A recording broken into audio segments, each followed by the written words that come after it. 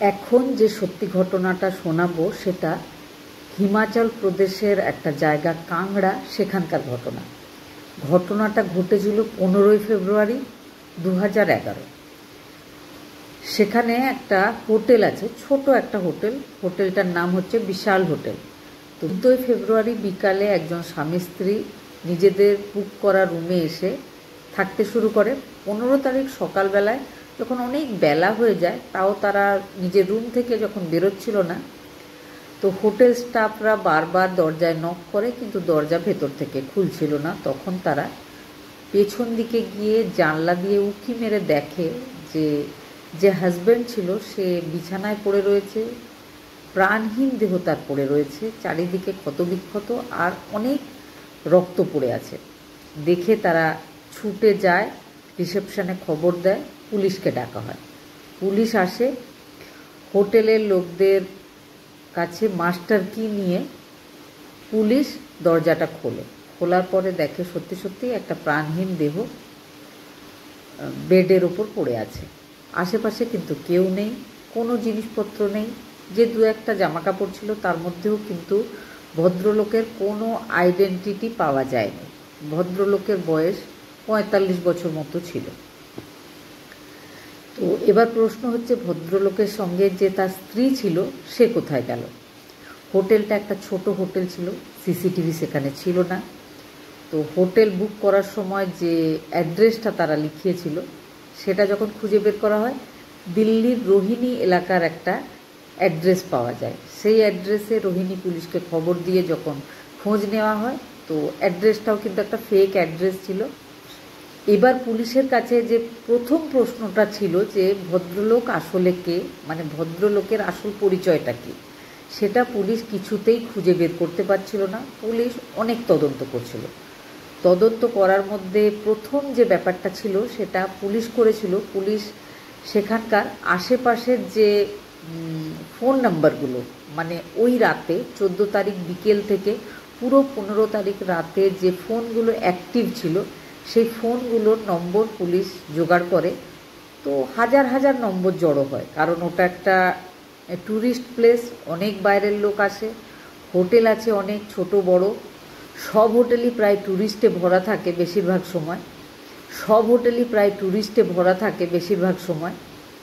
অনেক নম্বর যেগুলোকে আননেসেসারি বলে মনে হয়, পুলিশ ধীরে ধীরে সেগুলোকে বাদ দিতে শেষ পর্যন্ত 50টা নম্বরের একটা লিস্ট পুলিশ তৈরি করে। তার মধ্যেও যেগুলো দেখা যায় যে বেশিরভাগ কিন্তু ওখানকার স্থানীয় লোকজন, তারা সেখানেই থাকবে বা তাদের ফোনগুলো সেই এরিয়াতেই অ্যাক্টিভ থাকবে, এটা তো একটা সাধারণ ব্যাপার।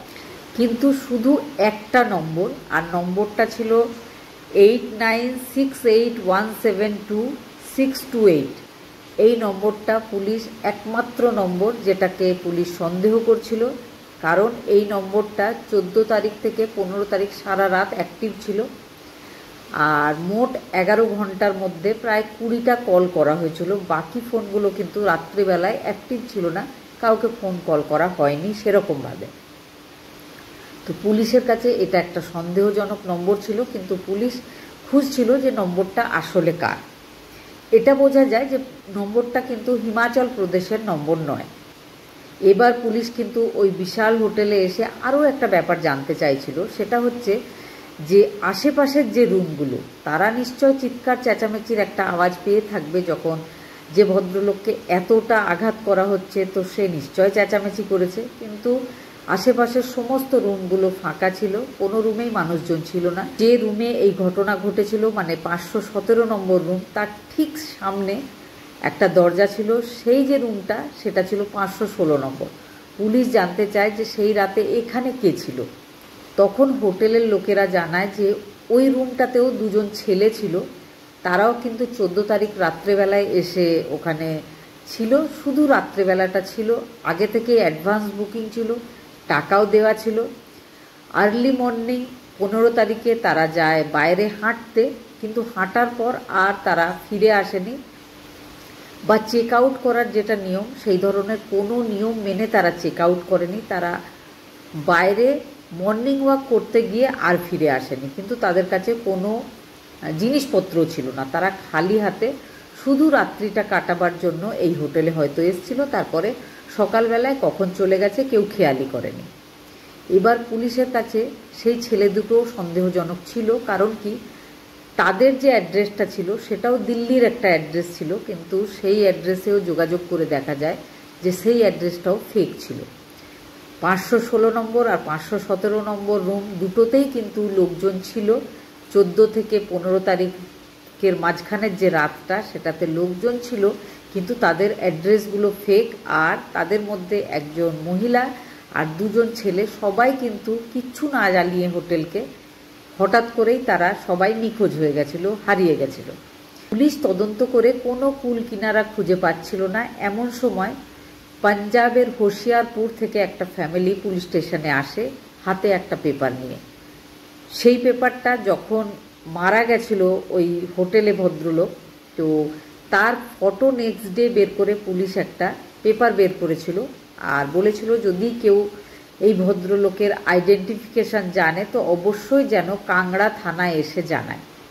সেই ফ্যামিলিটা পুলিশ স্টেশনে আসে, এসে পুলিশকে ফটোটা দেখিয়ে বলে যে এই যে ফটোটা দেওয়া হয়েছে এটা সুরেন্দ্র পাল সিং, এটা আমাদের ভাইয়ের ফটো।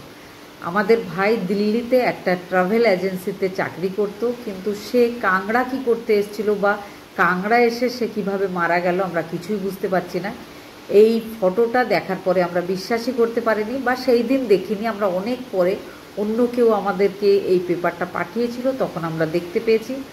তখন দিল্লিতে যোগাযোগ করার চেষ্টা করেছি, ভাইয়ের সাথে যোগাযোগ হয়নি। ভাইয়ের অফিসের লোকেরা বলেছে যে সে 10-12 দিন থেকে অফিসে আসে না, সেই জন্য আমরা এই ফটোটা নিয়ে কাংড়া পুলিশের সাথে এসে দেখা করছি। তো পুলিশ স্টেশনে তাহলে পুলিশ শেষ পর্যন্ত জানতে পারে যে যে ভদ্রলোক মারা গেছে তার নাম সুরেন্দ্র পাল সিং, তার বাড়ি পাঞ্জাবের হোশিয়ারপুরে, সে দিল্লিতে চাকরি করত। এবার পুলিশ তাদেরকে ওই ফোন নাম্বারটা দেখিয়ে জিজ্ঞেস করে যে আপনার যে ভাই মারা গেছে তার জন্য আমরা তদন্ত করছি, কিন্তু এখনও ঠিক কিছু একটা করে উঠতে পারেনি, কিন্তু একটা সন্দেহজনক ফোন নম্বর আছে, আপনারা একবার দেখুন, যদি বলতে পারেন যে নম্বরটা কার। সেই নম্বরটা দেখা মাত্রই বাড়ির সব লোকজন অবাক হয়ে যায়। তারা বলে যে এই যে ফোন নাম্বারটা এটা সুরেন্দ্র স্ত্রী নরেন্দ্র করের। এবার নরেন্দ্র কর কোথায় থাকে যখন তাদেরকে জিজ্ঞেস করা হয়, তারা বলে না, ওই ডেটে নরেন্দ্র কিন্তু কাংড়া আসেনি, সে হোশিয়ারপুরেই ছিল। ওই ফ্যামিলির একজন একটু চিন্তা করে, তারপরে বলে যে ফেব্রুয়ারি মাসের মাঝখানের দিকে নরেন্দ্র কিন্তু অসুস্থ হয়েছিল, বেশ কিছুদিন সে ঘর থেকেই বেরোতো না, সারাদিন ঘরেই কাটাতো। তো সেই সময় তো সে ঘরে ছিল, সেই সময় সে কাংড়ায় আসবে কি করে? কিন্তু পুলিশ বুঝে ফেলে ব্যাপারটা কি হয়েছে। পুলিশ যায়, পুলিশ নরেন্দ্রকে অ্যারেস্ট করে যখন পুলিশ যেভাবে জিজ্ঞাসাবাদ করে সেইভাবে যখন নরেন্দ্রের কাছে জিজ্ঞাসাবাদ করা হয় তখন নরেন্দ্র পুরো ব্যাপারটা বলতে বাধ্য হয়।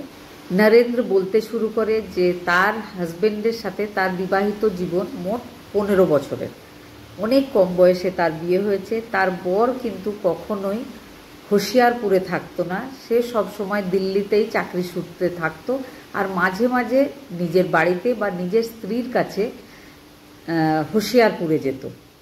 তো এই সময় একাকিত্বে স্ত্রী এতটাই কষ্ট পাচ্ছিল যে সে প্রতিবেশী এক যুবককে ভালোবাসতে শুরু করে, তার নাম ছিল জগদীশ। কিছুদিন পরে আরও একজন প্রতিবেশী যুবক, তার নাম ছিল ভূপেন্দ্র, তার সাথেও ওই মহিলার প্রেম হয়। একই সময়ে তার 2 জন বয়ফ্রেন্ড জোগাড় হয়, স্বামী ছাড়া। বয়ফ্রেন্ডরা কিন্তু পরস্পরকে চিনত, পরস্পরের প্রতিবেশী ছিল, পরস্পরের কোনো অসুবিধা ছিল না, তারা দুজনেই একই সময়ে সেই মহিলার বন্ধু ছিল। কিন্তু এই ধরনের ব্যাপার এগুলো কিন্তু লুকানো থাকে না, ধীরে ধীরে সবার সামনে আসে। ঠিক সেইভাবেই ব্যাপারটা সামনে আসে নরেন্দ্র ফ্যামিলির যখন নজরে আসে, তো ব্যাপারটা তার স্বামী সুরেন্দ্র পাল সিং জানতে পারে। সুরেন্দ্র পাল সিং খুব রাগ করে, বকাবকি করে, স্ত্রীকে ঘর থেকে বেরোতে মানা করে, এমনকি বাড়ির লোকজনেদের মানে ভাইয়ের বউদের বলে দেয় যে সব সময় নজর রাখতে যে নরেন্দ্র কোথাও যাচ্ছে, কার সাথে মিশছে, কোথায় দেখা করছে, বা তার বাড়িতে জগদীশ বা ভূপেন্দ্র এরা আসছে কিনা, এদের সাথে যেন তার স্ত্রী একদম না মেশে। বাড়ির লোকরাও কিন্তু নজর রাখছিল। এদিকে ইচ্ছা মতো চলাফেরা করতো নরেন্দ্র, যখন তখন বাইরে যেত, যার তার সাথে ঘুরতে যেত, কখনো তো দুজনকে সঙ্গে নিয়েও ঘুরতে যেত। তো তার যখন এই ঘোরাফেরার পথে একটা বাধা সৃষ্টি করে সুরেন্দ্র পালের ফ্যামিলি, সে বিরক্ত হয়ে যায়, সুরেন্দ্র পালের ওপরেও বিরক্ত হয়। সে এবার একটা প্ল্যানিং করে। নরেন্দ্র নিজের স্বামী সুরেন্দ্র পাল সিংকে বলে যে সে নিজের ভুল বুঝতে পেরেছে, সে আর কোনো দিন ভূপেন্দ্র বা জগদীশ কারোর সাথে দেখা করবে না। তো সে বলে যে তার খুব খারাপ লাগছে, সে এতদিন যে ভুলগুলো করেছে সেগুলো সে বুঝেছে, আর কোনো দিন করবে না। কিন্তু সেই জন্য সে একটা মনে মনে মানত করেছে। হিমাচল প্রদেশের কাংড়াতে একটা খুব জাগ্রত দেবী রয়েছেন, তো সেখানে সে পুজো করতে যাবে। সেখানে পুজো করতে যাবে, কিন্তু কাউকে জানানো হবে না। সুরেন্দ্র পাল সিং যেন নিজের আশেপাশের অফিসের লোকজন কাউকে না জানান যে তিনি হিমাচলের কাংড়ার মন্দিরে যাচ্ছেন পুজো দিতে। আর তার স্ত্রী বলে, আমিও আশেপাশের কাউকে, বাড়ির কাউকে জানাবো না, কারণ জানালেই কিন্তু মায়ের কাছে যে মানতটা করেছি সেটা পূর্ণ হবে না। সেই জন্য কাউকে না জানিয়ে আমরা দুজনে, তুমি তোমার মতো দিল্লি থেকে কাংড়া যাও, আমি হোশিয়ারপুর থেকে কাংড়া যাব, সেখানে গিয়ে আমরা একসাথে মিট করব, তারপরে একসাথে পুজো দিতে যাব। সুরেন্দ্র পাল সিং খুব খুশি হয়, নিজের স্ত্রীর সব কথাগুলো সে বিশ্বাস করে ফেলে। আর সে খুব খুশি এই জন্যে হয় যে তার স্ত্রী তাকে ছাড়া আর কারোর সাথে মিশবে না, কারোর সাথে কথা বলবে না। প্ল্যান মোতাবেক 14 তারিখ বিকেলে স্বামী স্ত্রী দুজনেই কাংড়া গিয়ে পৌঁছায়। স্ত্রী আগে থেকেই ছোট একটা হোটেল দেখে, যেখানে সিসিটিভি ইত্যাদি নেই বা ট্যুরিস্ট খুব বেশি থাকে না, ছোট্ট একটা হোটেলে নিজের বুকিং করেছে। আর সেই সঙ্গে ঠিক তার সামনের রুমটা আমার দুজন বন্ধু আসবে বলেও বুকিং করেছে। 2টো রুম বুকিং করেছে আর অ্যাডভান্সেই টাকা দিয়ে দিয়েছে, যাতে হোটেলওয়ালারা ঢুকতে বেরোতে গিয়ে কোনো অসুবিধা না করে। তো সেটাই হয়েছে। সে নিজের স্বামীকে নিয়ে ওই হোটেলে ছিল, আর সামনের রুমে তার 2জন বয়ফ্রেন্ড, তারা এসে থাকতে শুরু করে। বিকেলবেলায় সে চায়ে ঘুমের ওষুধ মিশিয়ে হাজব্যান্ডকে খাইয়ে দেয়। হাজব্যান্ড অচৈতন্য হয়ে ঘুমিয়ে পড়ে থাকে। গভীর রাতে সে নিজের 2জন প্রেমিককে ডেকে নেয়। ডেকে নেওয়ার পরে এই সমস্ত ঘটনা ঘটায়।